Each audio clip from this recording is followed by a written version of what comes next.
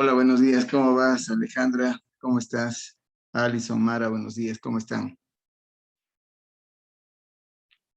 Hola, Brigitte. Hola, Julián, ¿cómo estás? Buenos días. Buenos días, Doc. Ok, bueno, un gusto nuevamente saludarles. Vamos a continuar con nuestra tarea de fármaco. Entiendo que hoy ustedes van a asistir a unas jornadas de antropología médica. Entonces, vamos a tener solamente una hora. Voy a tratar de abordar lo más importante en esta hora que tenemos disponible. El resto yo les voy a anclar también, les voy a subir una clase del otro paralelo para que usted pueda igualarse con la materia, con la información en el momento que ya lo tenga disponible. ¿De acuerdo? Ok, entonces, estamos nosotros revisando lo que es farmacopatología. Y en este Doc, ámbito de la buenos días. Una farmacopatología, preguntita. Christopher, Igualmente tenemos que hacerle el mapa y todo eso. y todo igualito. Sí, Ya, no se modifica absolutamente nada. ya, muchas Entonces, gracias. Deme unos 5 minutitos, ya le prendo la cámara. ok. Entonces, decíamos que estamos revisando este tema de farmacopatología. Mira, Alejandra, ya hemos dado dos clases de farmacopatología y hoy día continuamos con farmacopatología. ¿Qué reflexión tienes al respecto de por qué tanta historia? ¿Qué dices, Alejandra? A mí me ha parecido que la importancia de todo esto es el hecho que tenemos una responsabilidad muy grande en cuanto al uso de los fármacos, porque con un solo error podemos causarle unas consecuencias muy graves al paciente. Ujú. Ok, entonces, claro, ese es justamente el contexto de la razón de analizar bien este manejo de farmacopatología. Y claro, el tema que nos convoca ahora también es de mucho interés y de mucha responsabilidad, porque es la relación de los fármacos con el embarazo. Entonces es una situación también compleja. ¿Qué dices, Mara? ¿Qué conoces tú o qué te llama? ¿Qué necesidad de aprendizaje tienes tú cuando te digo la relación de los fármacos con el embarazo? Yo creo que en cuanto al embarazo tendríamos que tener como que más cuidado aún porque son dos vidas que se relacionan entre sí. Entonces, si algo le afecta a la madre, le va a afectar al hijo y igual de la otra forma. Entonces, yo creo que en ese caso nosotros tendríamos que pues ver más el tiempo de embarazo que tiene la madre. También, por ejemplo, si esta tiene acceso a yo que sé, a los medicamentos o el sitio en donde vive es adecuado. También tiene que ver los antecedentes de la madre, por ejemplo, si tiene preeclampsia o no. Eso también puede afectar con algunos fármacos. Entonces, creo que se tiene que tener como que un doble cuidado porque se enfocas tratar a dos personas a la vez. Ujú. Entonces, creo que es más por eso. Guarda mayor responsabilidad. Y hay otros elementos también que están vinculados en el ámbito de la responsabilidad. Algo menciona Mara en el sentido de que ver el periodo en el que está. Julián, ¿por qué es importante saber o el impacto que va a tener el fármaco vinculado con el periodo de embarazo? Que no es lo mismo el primero que el tercer trimestre. Creo que es importante también porque o sea, se trataría totalmente diferente ya que la madre está pasando por un proceso de cambios hormonales y metabólicos, entonces el fármaco va a actuar diferente y también va a afectar al bebé siempre. Ujú. O sea, desde la madre el proceso metabólico y hormonal va a ser un rol. Pero desde el bebé, Janelis, los cuidados o la historia es lo mismo dar un fármaco en el primer trimestre o en el tercer trimestre del embarazo. ¿Qué dices, Janelis, desde el ámbito, desde la focalización del bebé? Yo creo que sí depende de en el trimestre que esté, porque va a estar como más desarrollado el bebé o así, incluso cuando está comenzando le dicen a la madre que tome el ácido fólico, vitaminas, entonces puede influir mucho si existe un error en un fármaco. Ujú. Ok, entonces con todos esos argumentos, aquí el tema es, ¿qué hacemos nosotros y qué criterios vamos a tener nosotros para tomar decisiones? Entonces, como siempre hacemos de nuestra clase, vamos a dar información valiosa, pero para que usted haga primero una fase reflexiva y segundo, saber qué decisión va a tomar y cómo va a tomar la decisión. Porque ese es el punto clave del tema, ¿no es cierto? Es decir, tener la información adecuada y con esa información, ¿qué vas a hacer y cómo lo vas a hacer? ¿De acuerdo?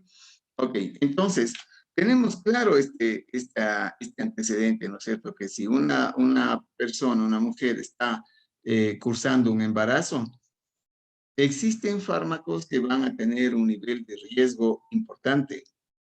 Y como ya tenemos una historia en donde ya se afectó una época, se afectó con los bebés, con los fármacos, entonces no queremos repetir la historia, pues queremos evitar que esto se produzca.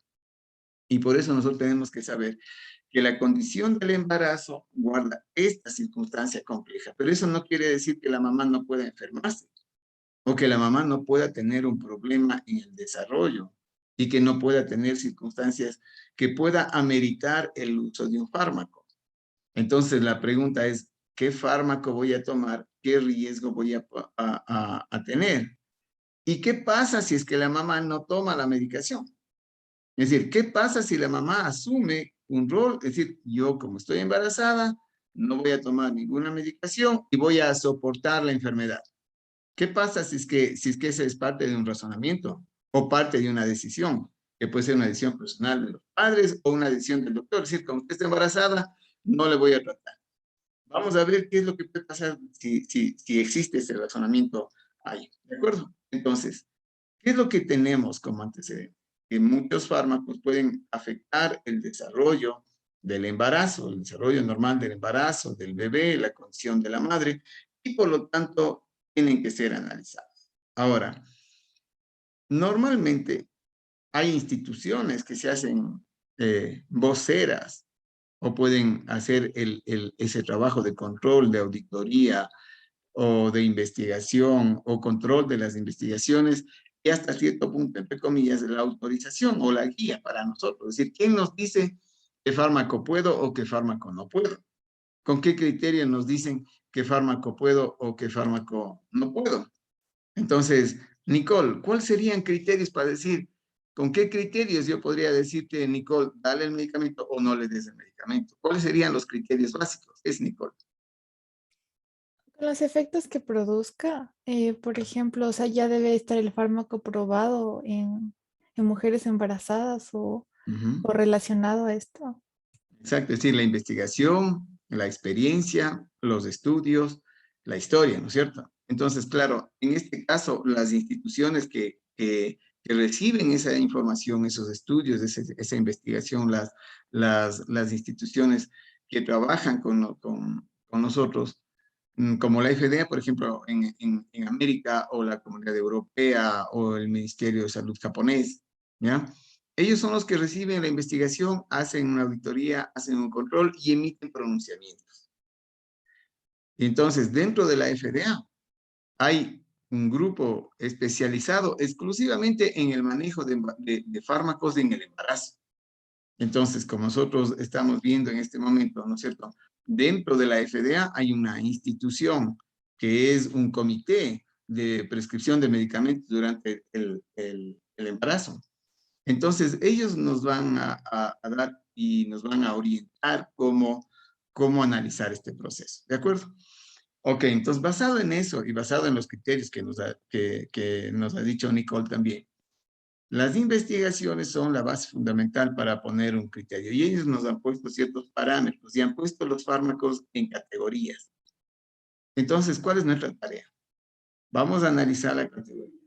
Vamos a ver cuáles son los criterios que determinan que un fármaco esté en una categoría A o B. Y con esa información vamos a reflexionar a ver qué información nos da y cómo nosotros vamos a actuar frente a eso. Entonces, en principio, se han organizado 5 categorías. ¿Sí? Está la categoría A, B, C, D. Y si ustedes se dan cuenta, de la E pasa a la X. Y de la E, normalmente diría la E, ¿no es cierto? O la F, pero no pasa a la X por alguna razón. Entonces, ¿cuál es el tema? Revisar estas categorías, ¿sí? Ver cuáles son las características y las decisiones que nosotros vamos a tomar. ¿Ok? Entonces vamos a hacer este trabajo. Jos, vamos a trabajar contigo. y te voy a indicar cuáles son los principios básicos de la primera categoría, de la categoría A, para ver con esa categoría A el nivel de reflexión que tú tienes, Dios, y segundo, cómo vas a manejar una embarazada que necesita un medicamento de ahí, cómo vas a manejar el caso. Entonces, Dios, la categoría A tiene como parámetro fundamental aquellos fármacos que en los modelos de animales han determinado que no hay problema, es decir, yo tengo certezas de que al administrar no tengo problema. Y esta circunstancia ha determinado también que existan estudios con mujeres embarazadas en donde se ha administrado el fármaco y podemos decir que son seguras que no hay un problema. Esos son los argumentos de investigación que tú tienes disponible. Pregunta Jos, si yo tengo esas características, ¿qué reflexión haces tú? ¿Das o no das estos medicamentos a una mujer embarazada? ¿Qué dices, Jos?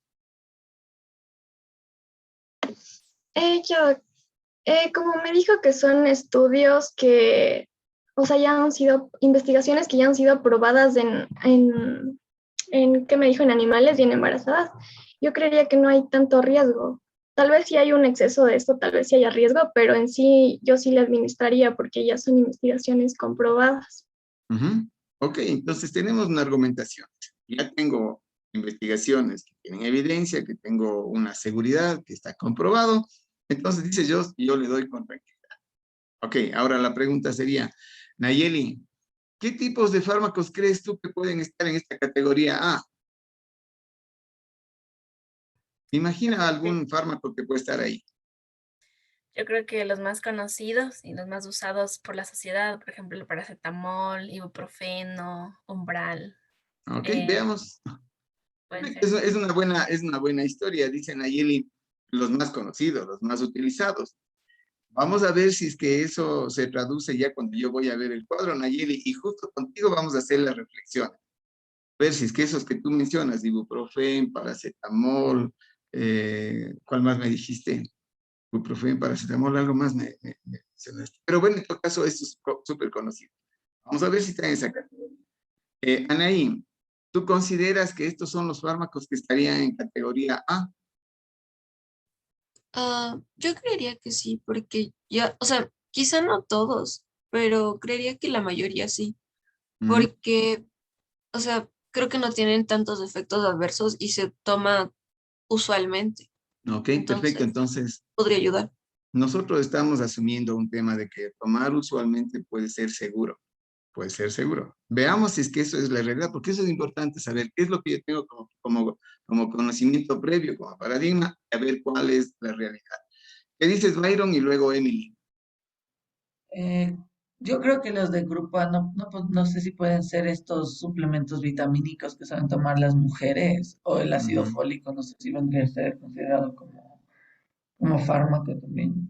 ujú. ¿Qué dice Emily? Perfecto. Vamos a ver, Byron, si ya voy a poner cuáles son los que están en la lista para tener la reflexión del caso. ¿Qué dice Emily? Doc, yo había leído que el paracetamol tiene efectos secundarios después de 3 años. Ujú. Ajá. Entonces no creo que esté en la categoría, no sé. Ok, esa información que tenemos, una información previa, dice Emily, de pronto yo conozco que el paracetamol, de pronto durante el embarazo mismo no puede tener un problema, pero a posteriori sí. Y recuerda que los efectos secundarios no necesariamente tienen que ser inmediatos o acelerados, pueden ser tardíos. Y yo no me voy a jugar el físico de que yo dé un fármaco en el embarazo que 3 años después del bebé esté mal. No, pues yo debo garantizar el bienestar, la condición de bienestar, de vida, de salud de la madre y del bebé.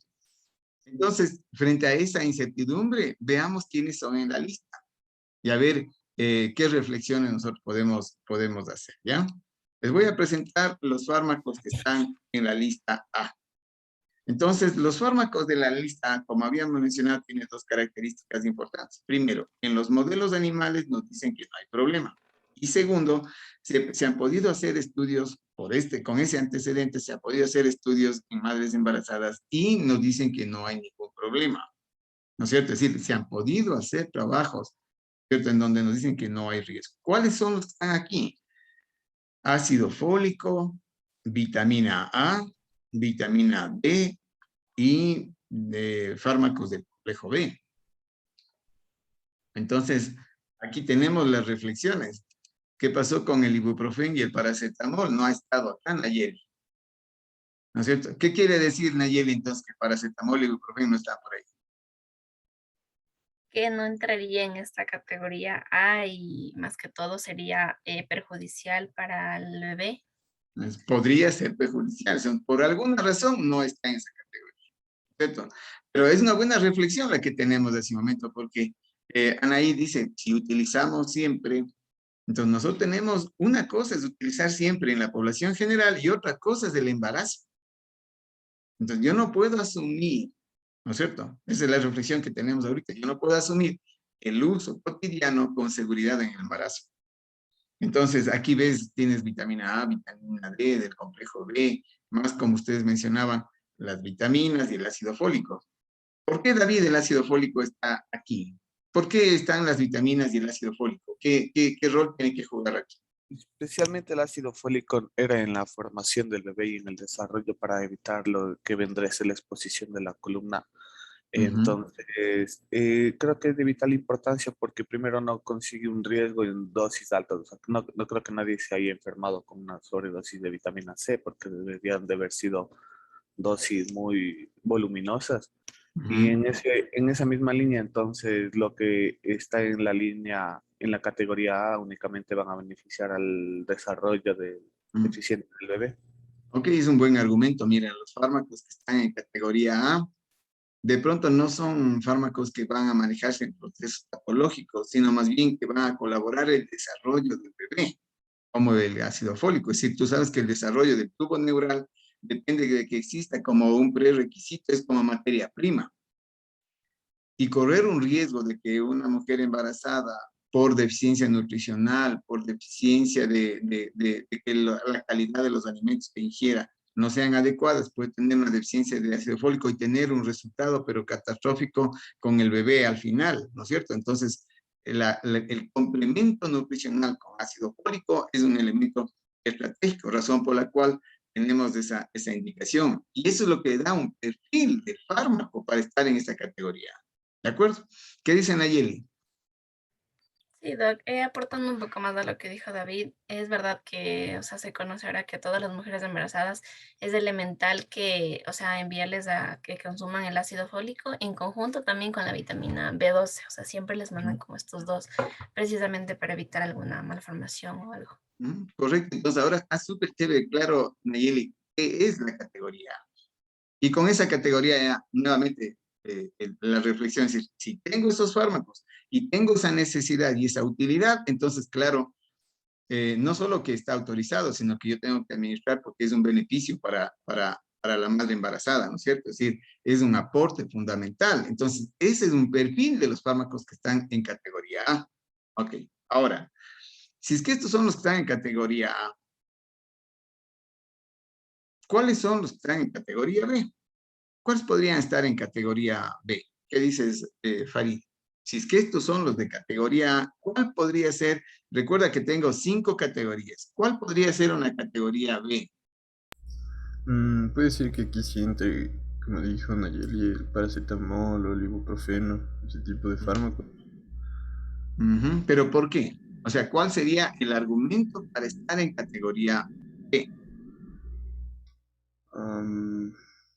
Porque antes de poner un fármaco en un grupo, lo importante para mí es ver cuál es el argumento de categoría. Entonces, te voy a mencionar cuál es la categoría. ¿Qué dice Nayeli? Tal vez sea porque estos fármacos solamente son específicos para algunas poblaciones, exceptuando otras. Por ejemplo, en este caso no entraría para mujeres embarazadas, creería yo. Ok, podría ser un buen argumento también. Entonces, lo que estamos analizando es cómo la FDA o las instituciones a nivel internacional, qué criterios tuvieron para poner en categorías. Entonces, en la categoría B es esta la historia. Entonces, Brigitte, te voy a contar cuál es la historia de la categoría B para que tú hagas la reflexión, nos indiques más o menos qué harías tú con esta información. Brigitte, entonces en la categoría B están los fármacos en donde nos dicen que los modelos animales sí no presentan mayores riesgos, pero No hay nada de investigación. No hay nada de estudios hechos en mujeres embarazadas. Solo tienes como información previa modelos animales. ¿Qué dices, Brigitte? Con esa información, si tú tienes una necesidad de dar un fármaco que esté en esta categoría, ¿qué análisis haces y qué decisión tomarías? Ay, perdón, se me alzó la mano. O sea, si es que de ley tengo que darle, creo que debería informarle al paciente los riesgos que podrían existir con estos medicamentos y ¿Cuál que el riesgo paciente podría, conozca. cuál riesgo podría ser si no tienes información? Mm, no sé, o sea, Cualquier cosa por puede ejemplo, pasar.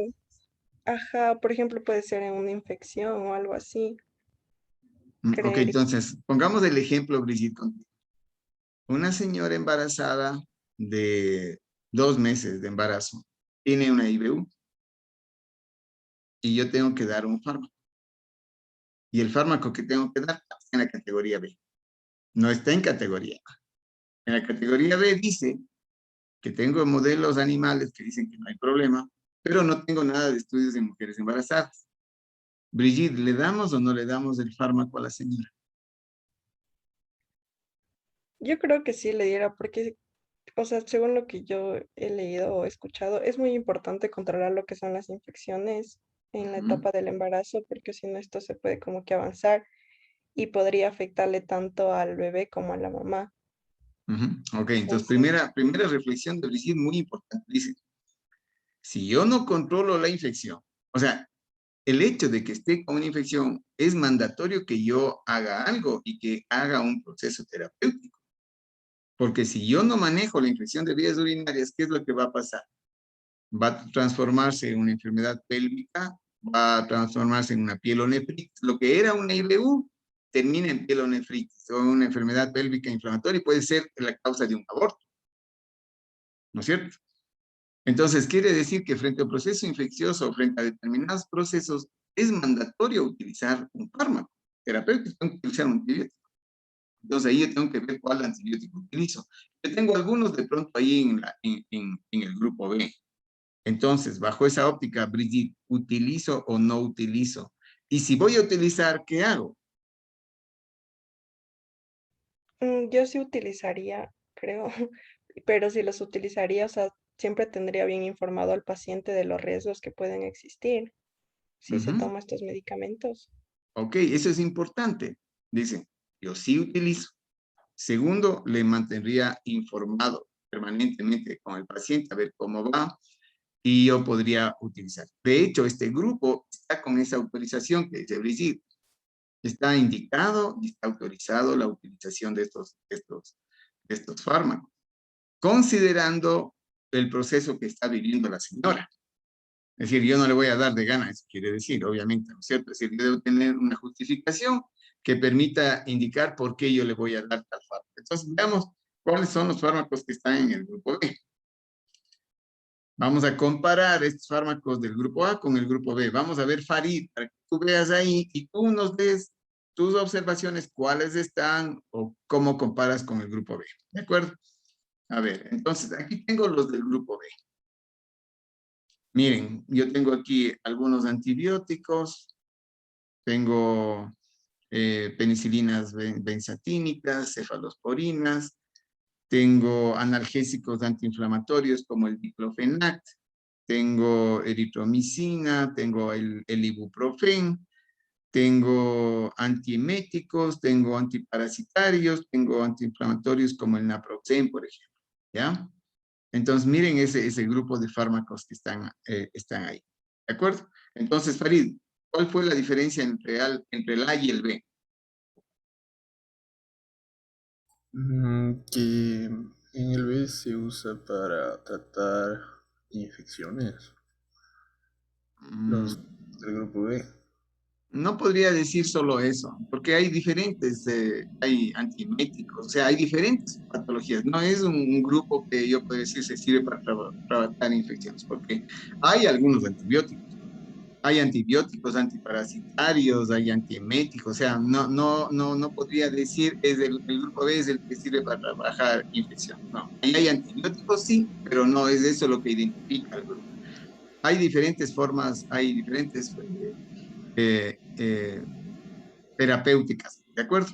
Ok, pero en todo caso el grupo B ya quedamos claros qué rol cumple, ¿sí? Y vimos una diferencia con el grupo A. Entonces, Emily, ¿qué diferencia le encontraste sustancial entre el A y el B?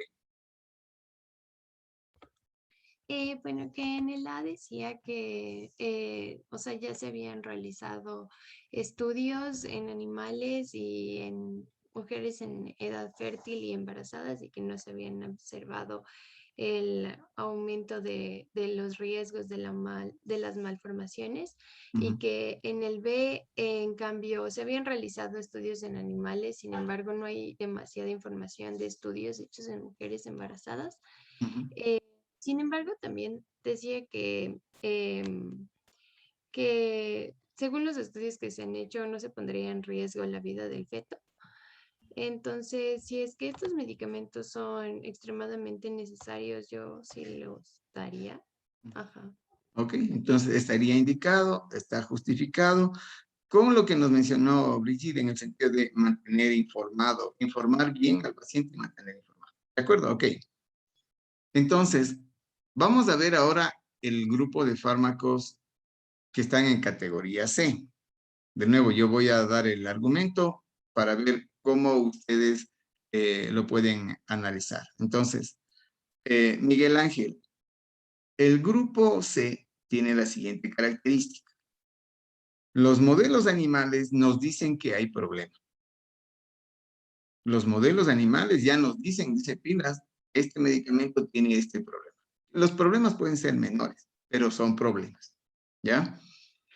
Y como es lógico, supongamos que Nicole sea la presidenta del Comité de Bioética de la PUSE, ¿ya? Y yo le presento un trabajo de investigación y le digo, doctora Andrade, autorice mi trabajo de investigación de tal producto en mujeres embarazadas, teniendo como antecedente que en los modelos animales nos dicen que hay problemas. Quiero saber qué pasa eso en una mujer embarazada. Nicole, ¿me autorizas o no me autorizas el trabajo de investigación? Creo que no, porque, o sea, estamos hablando de estos fármacos que hay problemas. Entonces, para dar el uso a mujeres embarazadas sería muy riesgoso para el feto y para la mujer en sí.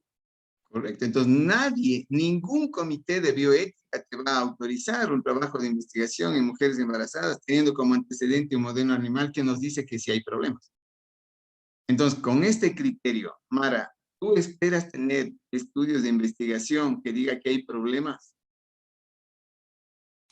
O sea, lo esperado es que, por ejemplo, si no funcionó en animales, es muchísimo riesgo, por ejemplo, hacerlo en embarazadas. Y sí, creo que tendrían que tener muchísimo más cuidado en ese caso porque se han visto estos defectos ya en un animal y eso ya es como que comprobado. O sea, se lo puede bien correlacionar con los seres humanos, por algo se hace pruebas en animales previamente muchas veces. Entonces creo que sí debe tener una valoración entre este beneficio-riesgo que puede existir. Ok, entonces nos dicen, ¿y por qué les digo esto? Porque alguien puede pensar o alguien puede pedir, dicen, deme estudios de investigación en mujeres embarazadas.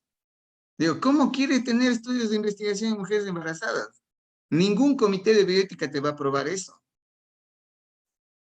Pero es que yo no sé. No, pues. No va a haber estudios de investigación porque el antecedente de tener en modelos animales prohíbe de entrada hacer estudios de investigación en mujeres embarazadas. No vas a poner en riesgo para ver qué pasa. O sea, eso no está dentro de las normas de bioética, ¿sí o no? Por eso dice Nicole, yo no le autorizo, doctor. No. Vaya nomás, busque otro trabajo de investigación. Ese no está autorizado. ¿No?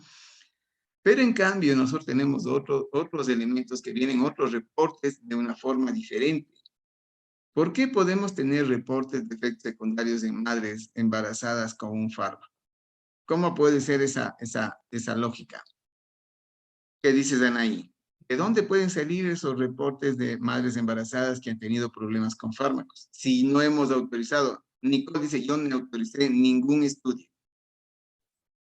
Puede ser de los controles de los que van las embarazadas hacia el doctor, que le dice, me tomé tal fármaco y me hizo esto, o me provocó este cambio anormal que yo sabía que debía hacer de esta manera. Entonces, quizá a partir de ese antecedente, el doctor le dice, ok, venga, controlen un mes en vez de en 2 meses que le tocaba. Y así pueden ir registrando y a partir de eso, él sería como un sujeto de investigación indirecto. Algo así. Indirecto. ¿Qué dices, David? Sí, creo que se me va el término, pero no sé si es de autorrecetarse. Eso creo que es el principal factor, porque teniendo en consideración que no está aprobado, el desconocimiento de la persona le puede llegar a tomar una mala decisión. Una automedicación o mujeres que tomaron medicamentos sin saber que estaban embarazadas. ¿No es cierto? O sea, eso puede pasar. Y como dice Anaí, le da el reporte al doctor, ¿sabe qué? Yo no sabía que estaba embarazada, me tomé tal cosa y esto está pasando. Y eso puede ser considerado un reporte como una investigación indirecta que dicen ahí. ¿Qué dice la doctora Andrade? Podría ser cuando, no sé, la enfermedad, la madre sufra una enfermedad que se esté poniendo en más riesgo la vida del bebé que si toma este medicamento. O sea, tocaría analizar esto del riesgo-beneficio. Y tuvo que tomarse ese medicamento y por eso tiene efectos secundarios. Es que el problema que estamos ahorita, Nicole, es en definir qué medicamento le voy a dar y el hecho de decir, tuvo que tomar, yo debo tener argumentación, Nicole, porque si no, no podría. Sería una negligencia mía yo darle un medicamento para ver qué pasa. Es decir, yo no puedo hacer eso.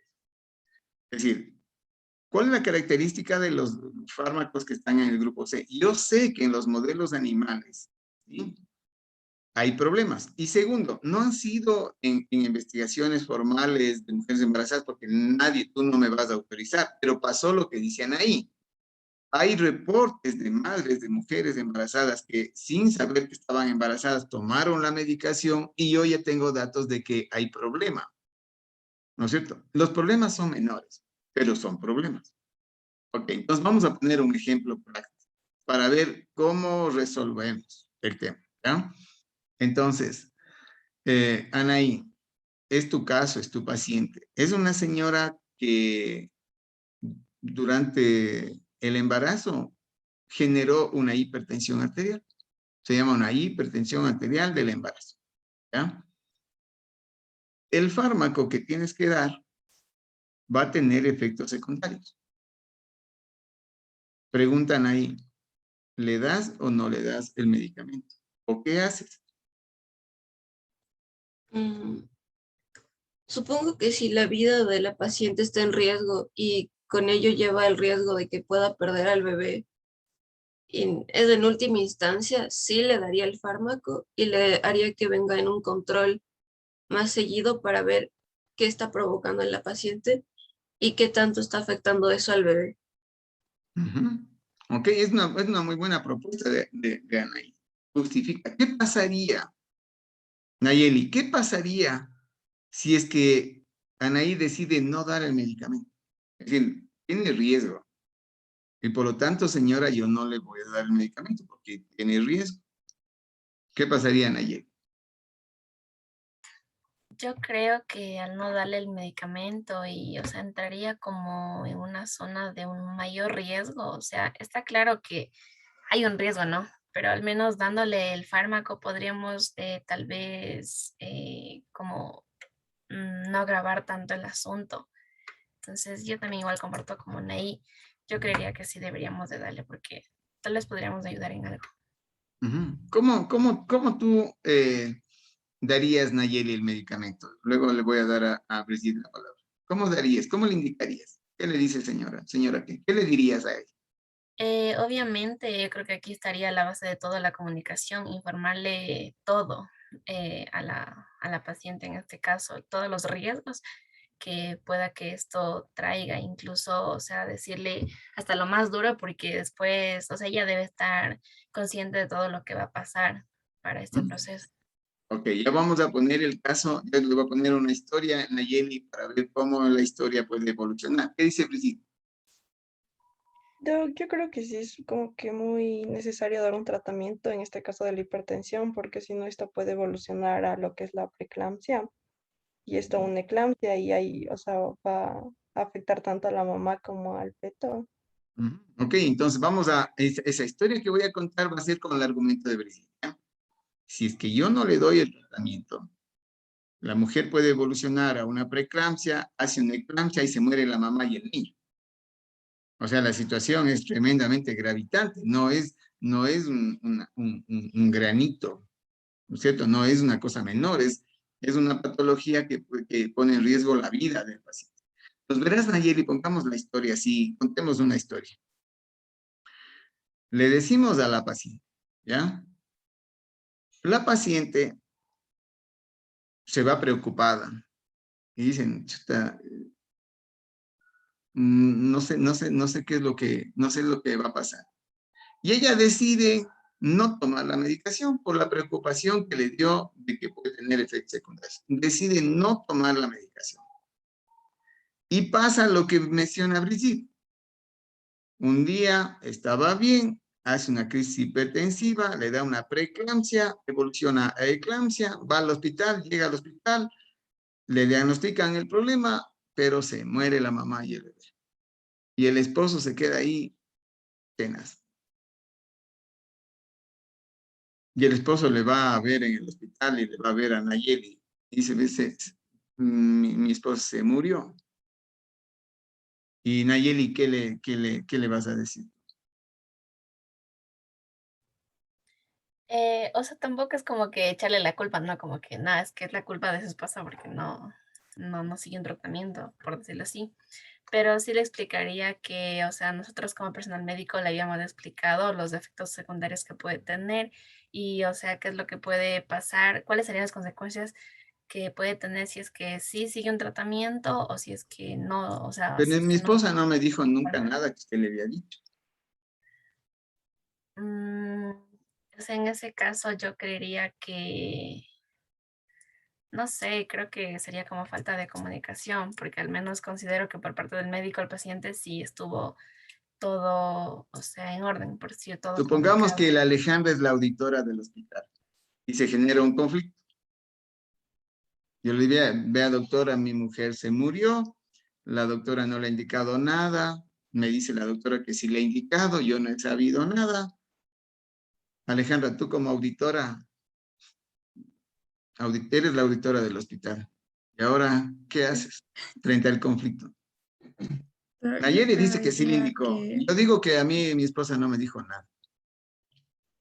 yo creo que se necesitaría un documento legal donde conste que el médico sí le indicó a la paciente y que ya fue decisión de la paciente si tomar o no en cuestión del riesgo-beneficio que dijo Nicole. Entonces, de ese modo el médico estaría asegurado e igualmente el paciente en caso de que el médico no le hubiera dicho. Entonces, indíqueme, doctora, el documento. Eh, Se supone que sí está, ¿no? No, pues no está. No, o sea, porque no firmamos, ¿sí o no, Nayeli?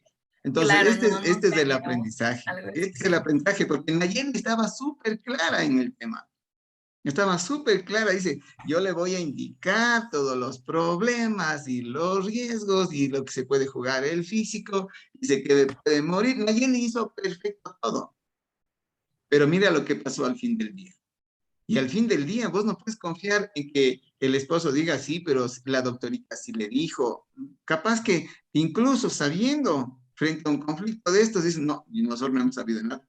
La doctora no le ha dicho nada, yo no sé nada. Ya cuando estaba en el hospital, ya estaba inconsciente, no me dijo nada, ni me dijo nada. ¿Sí me entiendes? Es decir, te pones en un vacío tenaz.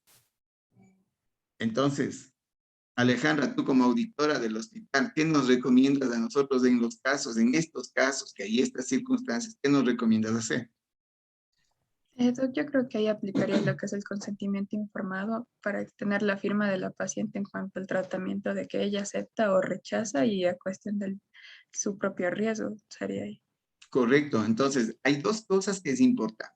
Uno es el consentimiento informado. El consentimiento informado implica que Nayeli le explicó que va a tener riesgos, que el bebé puede salir mal, pero que si no toma la medicación, la mamá se puede morir. Se puede morir la mamá y el bebé. Y por lo tanto tenemos que asumir el riesgo de lo que venga.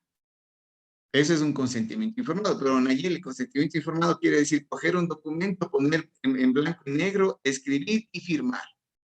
Y firmas tú, y firma la paciente, y firma el esposo. A eso le llamamos consentimiento informado.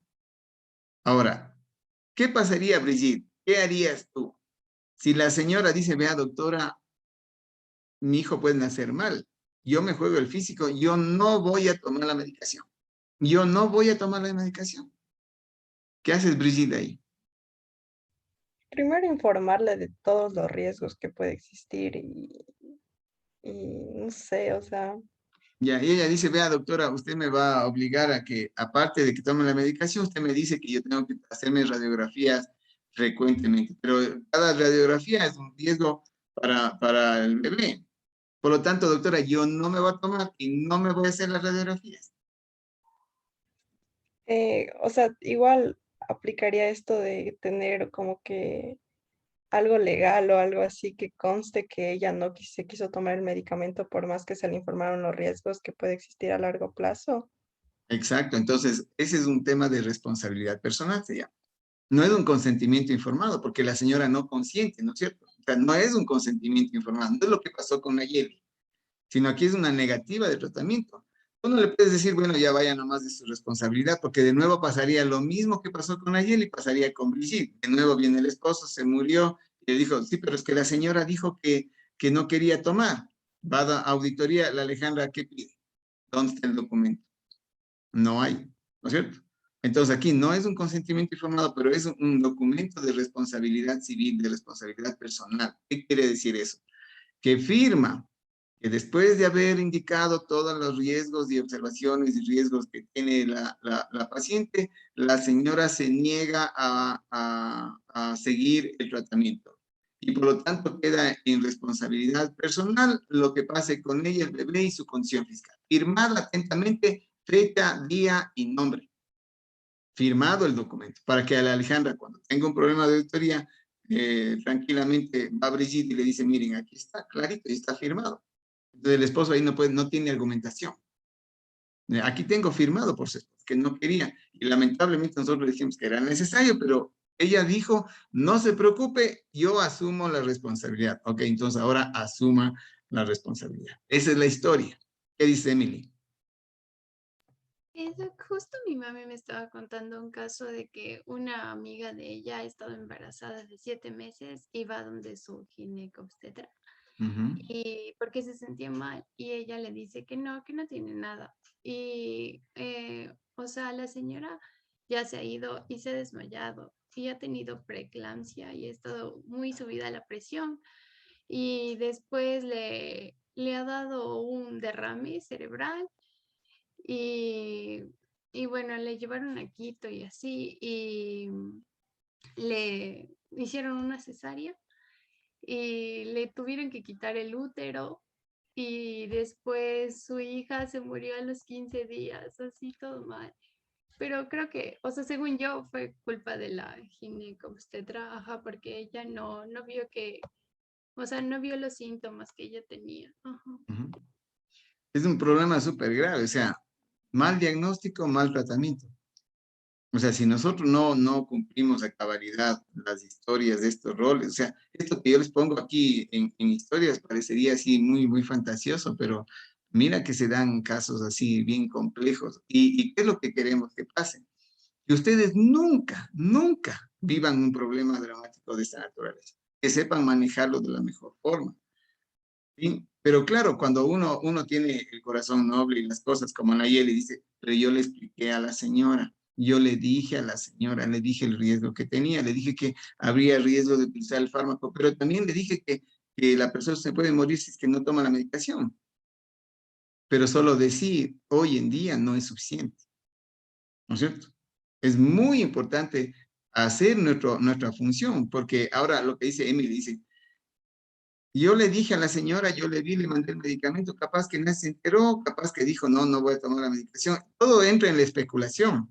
¿Cómo te das cuenta de que no fue una especulación? Porque Emily puede hacer un juicio de valor y dice la culpa fue de la doctora. Vos vas donde la doctora y dice, pero yo le dije a la señora. Es más, vea, aquí está el documento que yo le dije a la señora, pero la señora se negó a utilizar el tratamiento. Mire el drama en el que terminó Emily. Pero la doctora tiene que demostrar, ¿no es cierto? Porque si no queda en especulación y Emily hace un juicio de valor y dice, aquí fue el problema de la doctora. La doctora no le diagnosticó, no le vio, ¿sí me explico? ¿Te das cuenta lo importante que es la historia clínica? Porque ¿cómo sabemos si la doctora hizo o no hizo lo que tenía que hacer? Si es que ella en la historia clínica no tiene, ahí se fregó. ¿Ya? Pero si tiene y está evaluado bien el proceso, entonces es complejo, ¿cierto? Alguien estaba con la mano levantada, no me acuerdo quién era. Quería comentar algo.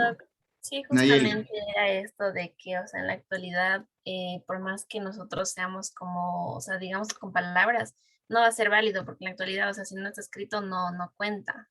Y justamente era un caso de, una vez había donde un pediatra de, o sea, mi hermano, y había pasado algo similar que, o sea, el médico le había dicho que no haga cierta cosa con el niño, que no le automedique, algo así había pasado, no recuerdo muy bien. El asunto es que la madre hizo todo lo contrario, pero ella estaba consciente de que, o sea, sí le dijo, pero bueno, él me contó, ¿no? Que, o sea, a la hora de irse, porque se fueron incluso hasta un juicio y todo. A la hora del juicio y todo, ella había negado todo, que no, que nunca le había dicho nada y eso, pero ella sabía perfectamente que sí le había dicho. Pero como no estaba prescrito, no contó, obviamente ganó ella el juicio, por lo que no había evidencias. Exacto. Entonces, miren, el tema, ¿por qué? Una cosa es que tú vayas a revisar fármacos en el embarazo y encuentres una categoría y encuentres los fármacos en la categoría. Ok, ya, información valiosa, ¿sí o no? Pero otra cosa es qué reflexionas y qué haces con eso. Y esa es la historia, lo importante de lo que tenemos que revisar. Entonces, yo tengo, miren, los fármacos de la categoría C. Veamos los fármacos de la categoría C. Aquí están los fármacos de categoría C. Miren, algunos antidepresivos, tienes algunos antibióticos, tienes corticoides, tienes dopa, tienes antihipertensivos, tienes antibióticos, tienes anticoagulantes, antipsicóticos o neurolépticos, tienes inmunológicos, tienes antiparasitarios, antimicóticos, tienes vasodilatadores, tienes analgésicos. O sea, mira los que están aquí. Importante, o sea, tienes un grupo grande de fármacos que puede pasar eso. Lo que nos dice es que cada vez que vayamos a tener un problema de hipertensión, de convulsiones, de crisis, de infecciones, ponte pilas en qué grupo está. Y no solamente en qué grupo está, o sea, ese es un punto importante. Ponte pilas para ver qué haces y cómo haces. Entonces, no es suficiente decir, yo tengo que documentar. Y ahí está el punto importante a tomar en consideración. Ok, si es que este es del grupo C. El grupo D, sí, David, el grupo D tiene la siguiente característica. Te voy a poner un caso ahí del grupo D. Característica del grupo D. Los modelos de animales dicen que a la fija va a tener problemas serios. Y los reportes, porque no hay nadie que haga un estudio de investigación en mujeres embarazadas con ese antecedente, pero los reportes hechos históricos por cualquier naturaleza nos dicen que estos fármacos tienen efectos secundarios importantes, incluso efectos teratogénicos. ¿Ok? Entonces, ¿le das o no le das el medicamento o qué harás, David? No le doy, Doc, el medicamento por los mismos motivos que usted expresa, que tiene incluso problemas genéticos. ¿Ok? Voy a poner entonces caso clínico, caso de la vida real. ¿Ya? ¿Ustedes conocen la toxoplasmosis? ¿Han estudiado ya en parásito la toxoplasmosis? ¿Le conoce el toxoplasma? ¿Qué dice Byron? ¿Qué le conoces del toxoplasma? Creo que es algo que se transmite por los roedores o pájaros. Pájaros, Y la gatos. gente cree que es transmitida, ajá, pero de lo que una vez vi que la gente cree que es por los gatos, pero es más por los gatos, por lo que se comen los ratones o los pájaros, pero en realidad está como que solo en ratones o pájaros. ¿Qué dice Brigitte? ¿Qué sabes de la toxo? Doc, ¿no es cuando comemos algo así en la calle y está contaminado o algo así? Los dos casos pasan.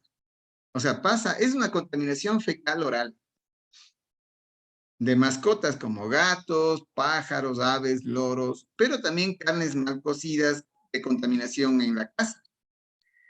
La toxoplasmosis es una patología bien compleja, porque si nosotros tenemos en este momento una toxoplasmosis, pasa como una fiebre sencilla, a veces se inflaman los ganglios, ¿ya? O hay una febrícula, o ponte que sea una toxoplasmosis más severa, ok. Con un tratamiento, con una terapia, solucionas el problema y no pasa a mayores. Tiene una característica importante, genera respuesta inmunológica y memoria inmunológica. Es decir, a uno le da toxoplasmosis una sola vez en la vida y nunca más, así como el sarampión, varicela, rubiola, ¿sí? Nunca más. Lo cual quiere decir que yo esperaría, ojalá usted se contagie de toxoplasmosis hoy día, ahora, en esta época. Porque lo que no queremos que pase es que tenga una toxoplasmosis en el embarazo. Entonces, yo te voy a poner dos imágenes de toxoplasma. La una en el primer trimestre del embarazo y la segunda en el tercer trimestre del embarazo. ¿Ya? Para ver qué es lo que pasa. Te voy a poner la imagen para analizar esta historia. Ok. Esta es la retina de un niño, ¿sí? En donde tuvo un contagio de toxoplasma en la semana 35. Y este es el resultado de un niño con una infección de toxoplasma en el primer trimestre del embarazo. ¿Ves una diferencia? O sea, es un niño anencefálico. ¿Por qué? El toxoplasma tiene esta característica. Ingresa por vía oral, pasa todos los filtros de tipo linfático, pero tiene avidez por el sistema nervioso. Entonces entra por la retina del ojo al sistema nervioso. Pero por donde va, se come el sistema nervioso, daña, ¿viste esa cicatriz de la retina? Entra por el nervio óptico, va al quiasma óptico y tiene acceso al cerebro. Y mientras más tiempo pase, él se va literalmente a comer el cerebro. Ok, entonces David, voy de nuevo con el tema, contigo. Porque tú dices, Doc, no le doy tratamiento. ¿Ya? David, tengo una mujer embarazada de 10 semanas. Yo veo las pruebas porque tenía ganglios y fiebres. La señora no sabía qué pasaba. Vamos a hacer unas pruebas inmunológicas. Se llaman STORCH, pruebas de inmunología. El STORCH quiere decir que estudia sífilis, toxoplasma, citomegalovirus, herpes, es el STORCH. ¿Ya? El STORCH del TO viene del toxoplasma. Y tiene toxoplasma positivo para IgM, negativo para IgG. David, ¿qué le dices de la señora? ¿Tiene o tuvo toxoplasmosis? Por lo que sale, bueno, doctor, desconozco el significado de las iniciales del IgM y del IgG. El IgG es la inmunoglobulina M y la inmunoglobulina G. ¿Te acuerdas que estudiamos sobre esas historias con otros sentidos? IgG y IgM son anticuerpos. El anticuerpo IgM positivo en toxoplasma, ¿qué quiere decir? ¿Se acuerdan que revisamos? Que su cuerpo sí está batallando contra el proceso de la toxoplasmosis. Es decir, que tiene aurita.